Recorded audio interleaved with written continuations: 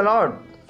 Homeland TV के सारे प्रेक्षकों को प्रभु यीशु मसीह के नाम से प्रभात वंदन। प्रियजनों, आज के शुभ संदेश के रूप में आपके सानिध्य में भजन संहिता 121 का पहला पद पढ़ना चाहता हूँ। इस प्रकार लिखा है, मैं अपनी आंखें पर्वतों की ओर लगाऊंगा, मुझे सहायता कहाँ से मिलेगी। प्रियजनों, हमारे मानसिक जीवन में, आज हमारे जीवन में कई प्रकार की चिंताओं से जब घिरे हैं और किसी प्रकार से उससे हम सुलझाना चाहते हैं, तो वहाँ पर हम युवाओं के जीवन में देखते हैं नौकरी की चिंताएं और आगे की भविष्य की चिंताएं हैं। पारिवारिक जीवन को देखते हैं, अच्छे भोजन की आवश्यकताएं और वस्त्र की जरूरतें, मकान की आवश्यकताएं, और इस प्रकार परिवार के जीवन में हम देखते हैं आंतरिक कलह होने वाली हर एक प्रकार की चिंताएं और इस प्रकार एक दूसरे के प्रति भेदभाव की चिंताएं। इसी बीच में हम देखते हैं हमारा विश्वास जीवन को, तो विश्वास जीवन का ठंडापन हो जाना, कलीसिया की आत्मिक उन्नति में रुकावट और सेवकाई में किसी प्रकार की बढ़ोतरी ना होना, ये सारी बातों को लेकर हम चिंता करते हैं।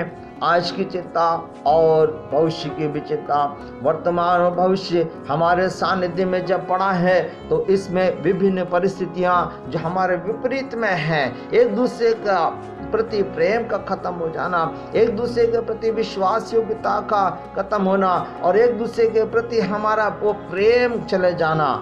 लेकिन इसके बीच में भी हम देखते हैं परमेश्वर का वचन इस सारे बोझों को हल्का करने के लिए सक्षम है। भजन संहिता 55 का 22वां वचन कहता है, अपना बोझ यहोवा पर डाल दे, वो तुझे संभालेगा और धर्मी को कभी टलने ना देगा। प्रियजनों, इस प्रकार हम देखते हैं हमारे सारे बोझों को अपने ऊपर लेना चाहता है। इस भोर को प्रियजनों, हम में से हर एक व्यक्ति इस बात को सोचना है कि मेरा प्रभु हमारे बोझ को हल्का करता है, चाहे किसी प्रकार की चिंता क्यों ना हो। प्रियजनों, परमेश्वर हमारे सारे बोझों को हल्का कर देगा। मत्ती रचित समाचार 6 का 25 में हम जब पढ़ते हैं तो वहाँ लिखा है, कल की चिंता ना करना, क्या खाएंगे क्या पिएंगे, ना वस्त्र, शरीर की चिंता करना कि क्या पहनेंगे, क्योंकि हम देखते हैं इससे बढ़कर हमारा आत्मिक जीवन है। और यदि आपने प्राण और शरीर को भी बचा लिया, यदि आपका आत्मा ना बचा तो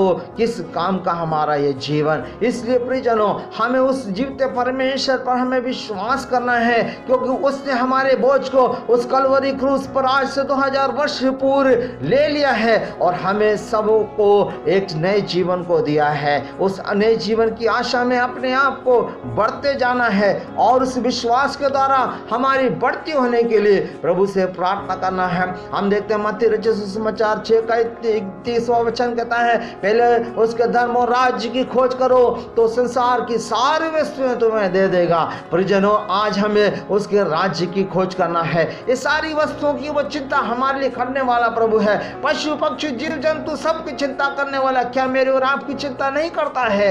निश्चय रूप में करता है। लेकिन इससे बढ़कर हमारे लिए एक वचन हमारे लिए और देता है। भजन संहिता 68 का हम 19वां वचन को जब पढ़ते हैं, धन्य है प्रभु जो हम प्रतिदिन हमारा बोझ उठाता है, वो कहता है वही हमारा उद्धार करता परमेश्वर है। हाँ प्रियजनों, हमारा उद्धार करता परमेश्वर है। हमारे सारे बोझ को हल्का कर कर हमें उद्धार देने वाला प्रभु है। वो आत्मा के उस आत्मा को हमारे जीत कर हमें उस आत्मा के रूप में हमें बलवंत करना चाहता है। शरीर की अभिलाषाओं को नहीं, न संसार की विलासिताओं को नहीं, लेकिन आत्मिक बोझ के साथ हमें परमेश्वर के सानिध्य में आने का समय है। प्रियजन, इस भोर को आपको इस संदेश में आपके पास पहुंचाना चाहता हूं। मेरा प्रभु आपके बोझ को हल्का करना जा रहा है और आपके सारे पापों को, सारी मलिनता को साफ कर कर प्रभु यीशु मसीह में से आपको नया बनाना चाहता है। आपके सारी चिंताओं को अपने ऊपर ले लिया है।